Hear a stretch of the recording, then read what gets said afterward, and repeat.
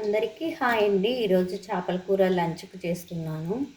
అందుకని చేపలన్నీ కడిగి శుభ్రంగా పెట్టుకున్నాను. చింతపండు నానేసినాను. అయితే స్టవ్ వెలిగించినానండి. హీట్ చేస్తున్నా స్టవ్. పొద్దున్నైతే చేపలు వచ్చినాయండి. ఇంకా లంచ్కి పిల్లలకు కట్ రైస్ చేసి పంపించినాను. అందుకని నేను చేపల కూర చేస్తున్నాను. ఆయిల్ అయితే వేస్తున్నానండి.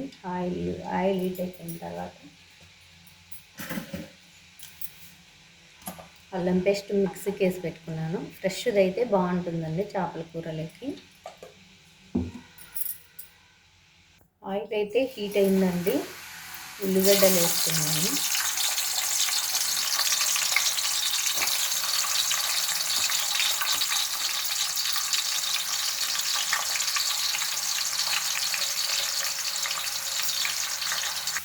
అల్లం పేస్ట్ అయితే వేస్తున్నానండి. వేగినాయి ఉల్లిగడ్డలు.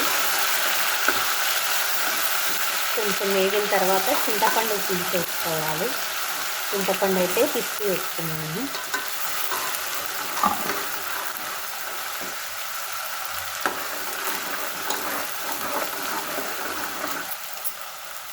అల్లం పేస్ట్ అయితే వేగిందండి. చింతపండు పిసికి పెట్టుకున్నాను. వడగట్టి వేస్తాను.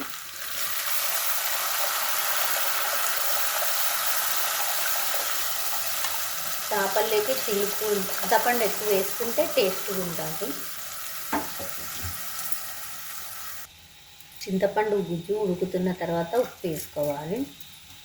ఉప్పు వేసుకున్న తర్వాత పసుపు వేసుకోవాలి. తగినంత వేసుకోవాలండి.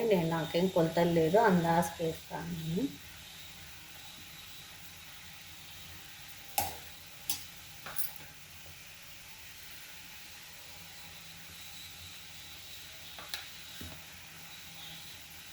నేనేం కొలతలు తీసుకుని అందాజుకి వేస్తాను.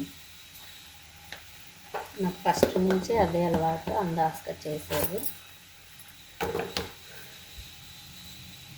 బాగా కలుపుకోవాలి.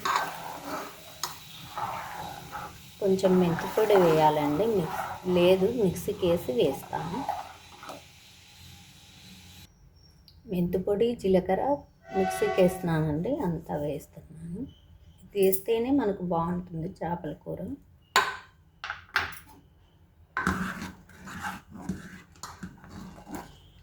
బాగా తెల్లుతుంది చేపల పులుసు. ఇది చింతపండు మసాలా అందుకు తెల్లుతుంది. ఇప్పుడు చేపలు వేయాలి. ఒక్కొక్కటి వేయాలండి. వేసిన తర్వాత కలబెట్టకూడదు చేపలను.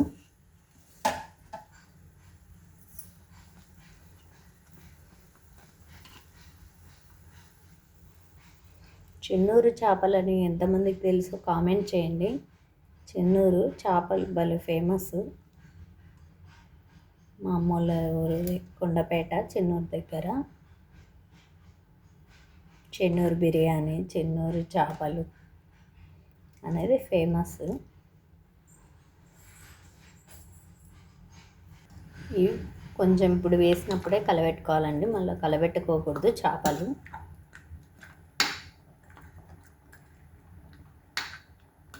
బాగా ఉడుకుతుంది. మూత వేసి పెడతాను.